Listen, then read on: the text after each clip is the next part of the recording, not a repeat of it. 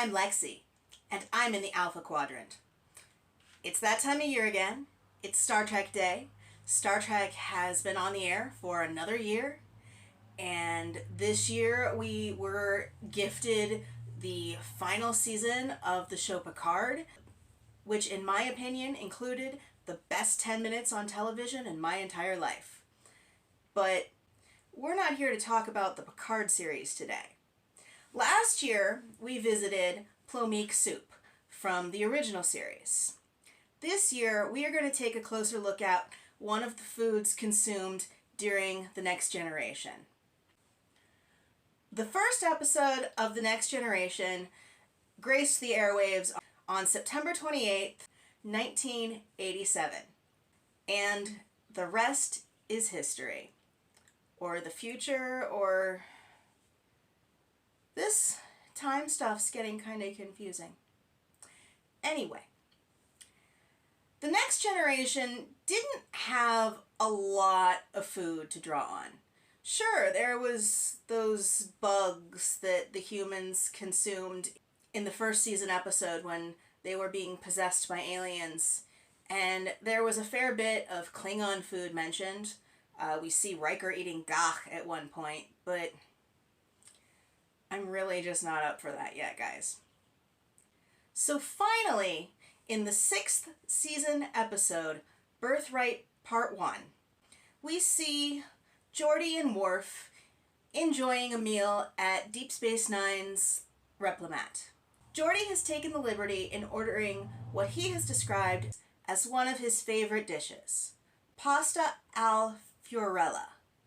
And I'm going to apologize to any Italians or any Italian speakers out there.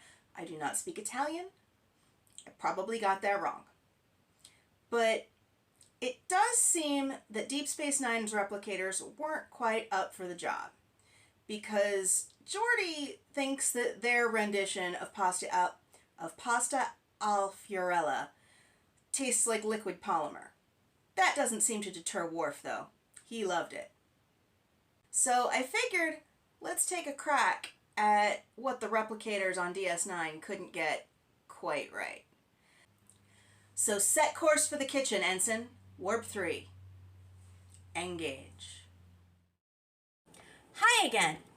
So I don't speak Italian, but Professor Google said that fiora means little flowers. So I bought this pasta because that kind of looks like a flower to me. I don't know, does it to you? But really, you can use any pasta you want for this. I just thought it could be pretty. Your first step is to boil some noodles. I've already got some water boiling on the stove. I'm going to throw some of this in and then let it go like 8 to 10 minutes. You don't need to see me throw pasta in boiling water, do you? You already know how to do that.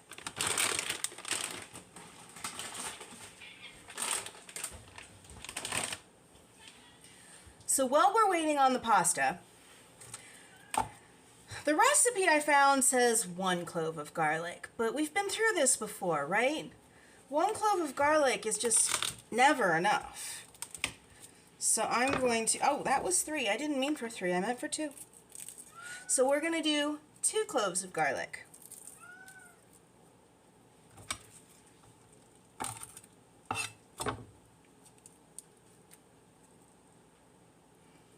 I know there are about 8 billion hacks out there for peeling and mincing garlic, and I have never found one that works satisfactorily for me. You know, I bet on the Enterprise, when you get garlic out of the replicator, it comes pre-minced. I mean, who are we kidding? The whole dish is going to come out of the replicator. But I like to think some people still like to cook. Well, in fact, I know some people still like to cook. But that's for next year. Just going to get this minced up.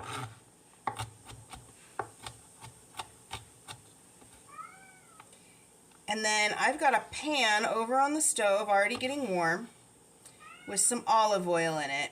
And I'm going to toss this in there to start to saute while we get the next thing chopped up. One moment. So you want to let that garlic cook on medium for a few minutes so it gets nice and fragrant before you put this next bit in. But if I could get it open, it would help. Bacon. In the future, if bacon is replicated, it's good for you, so we can eat a whole lot more of it, right? The recipe says 4 ounces, which is about 1/4 pound.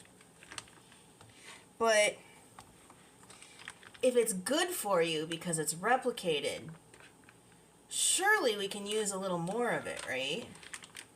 And bacon, well, there's never too much bacon, right?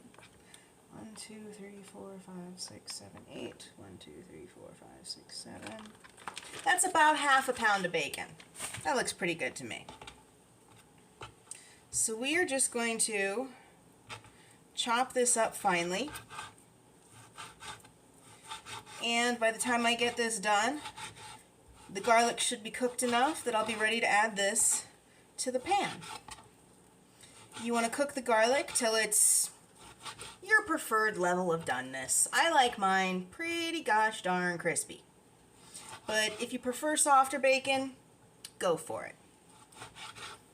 It's the beauty of replicators. Everything is customizable to be exactly what you want it to be. Can you tell I've thought about this just a little?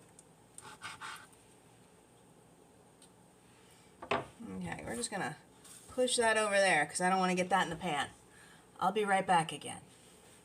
I've got a nice new cutting board that doesn't have raw meat all over it. And I've got some asparagus here. So we're just gonna chop up a few of these. That probably looks pretty good. You want to snap the ends off, just wherever they snap naturally. Let's do a couple more. That one doesn't look so great. There we go.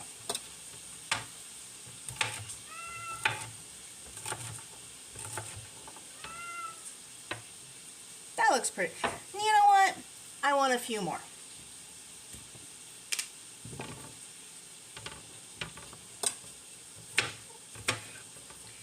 And that bacon is still sizzling away over there. We're not quite ready for this yet.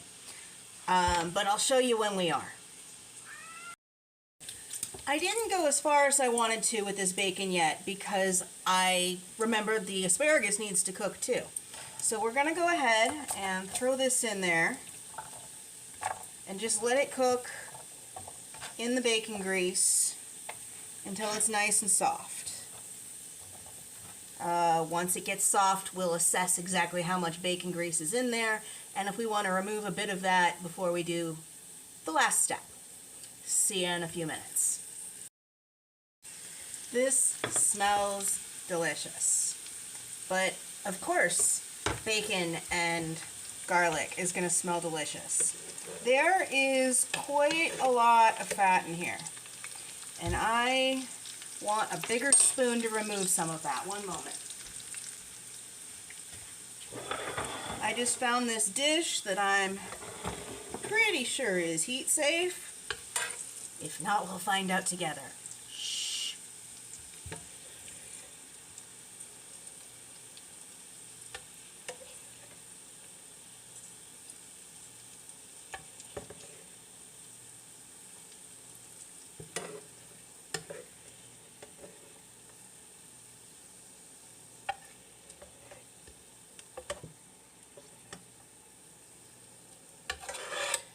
I'm going to take most of this grease out of there. Going to leave just a little bit because fat is flavor.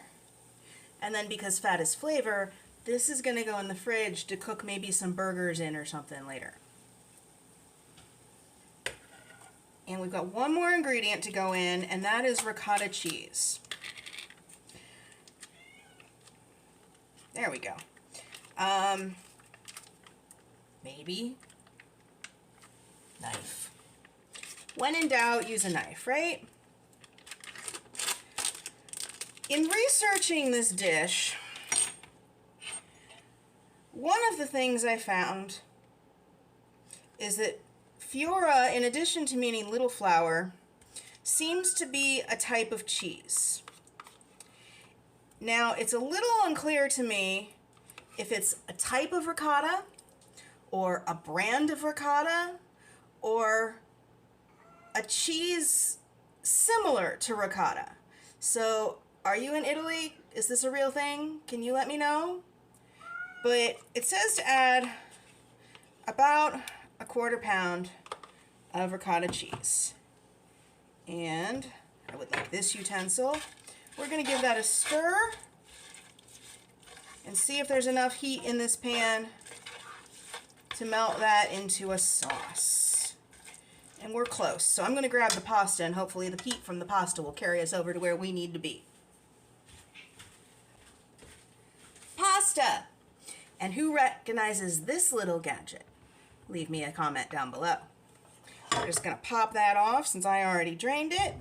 We're going to drop our spatula into the bacon grease. I'm trying to get a paper towel.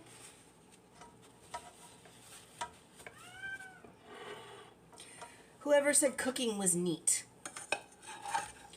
And in goes the pasta.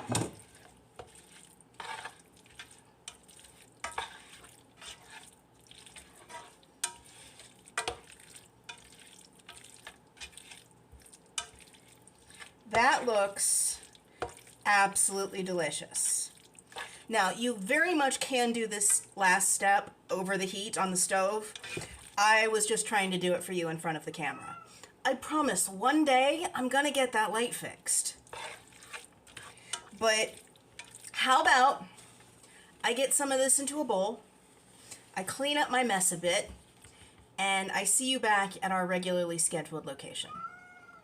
See you there in a minute. Bye. I almost forgot something. One last thing I want to add. Again, when I researched this, it said fiora meant little flower. There's nothing in this other than the pasta, and that's totally open to interpretation, that really represents flowers. So, I did some research, and I came up with capers. Caper buds are, again, if I can get this open, it'd be lovely.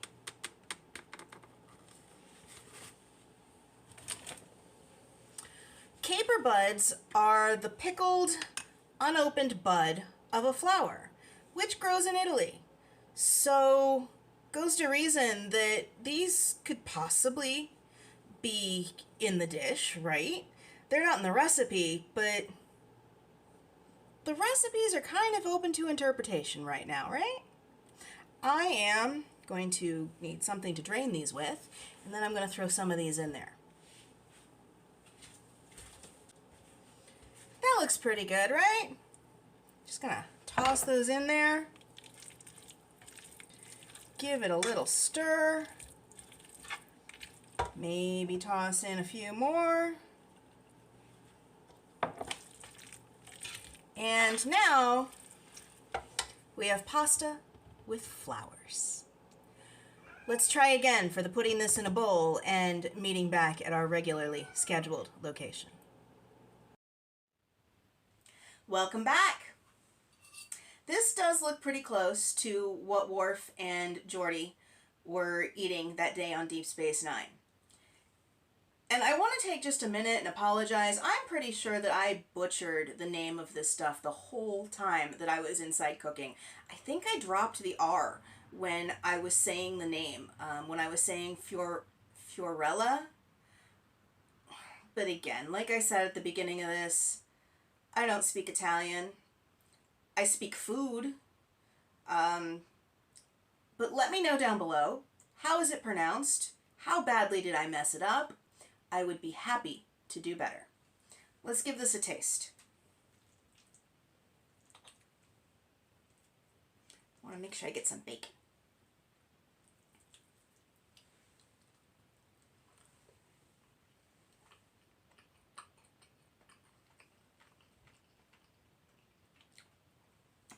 The bacon's nice and smoky. The asparagus is a nice vegetable component. I like it. I think it needs more garlic. I think a lot of things need more garlic. I'd probably want to loosen up this sauce a bit. Maybe add a couple tablespoons of pasta water. That would probably be all it needs. And the capers are a delightful little surprise. They bring a brightness that I really think that the dish would be missing without them. So if this is a real dish and isn't made with capers, maybe try adding them, because I think it's pretty good. I love pasta.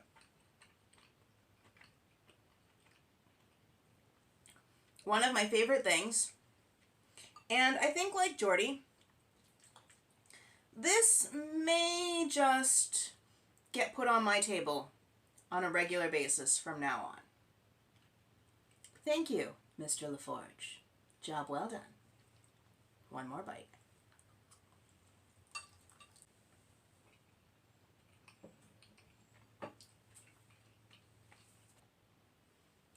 I very much look forward to this next year, filled with more new Star Trek episodes from several series that they're working on. And I get to research next year's Star Trek Day episode for Deep Space Nine, and that means I have to go through the so hard and time-consuming commitment of watching every episode in all 7 seasons of Deep Space Nine to decide what I'm going to try to cook for you guys next year. But it's research I'm happy to do. So if you guys had near the fun I had today, give the video a thumbs up. Let me know down in the comments. Drop me a Vulcan salute. And subscribe if you haven't already. And as always, I'll see you next time. Bye.